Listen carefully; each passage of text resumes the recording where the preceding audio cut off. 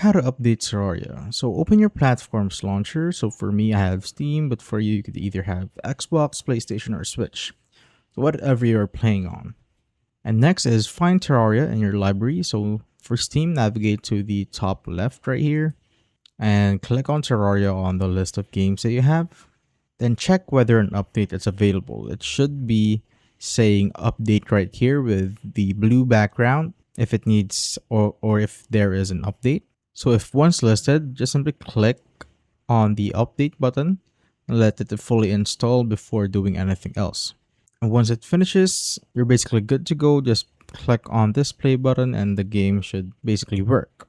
Also, one important thing before you touch anything, back up your worlds first and also your players, especially ahead of a major content patch, because big updates can occasionally cause issues with older saves, so it's better to be safe than sorry here. So you can go right here and you can see move off cloud, so it'll basically move your data into your PC itself and not on the Steam cloud, which is also good since you can copy and paste that version somewhere so that you have an extra backup ready.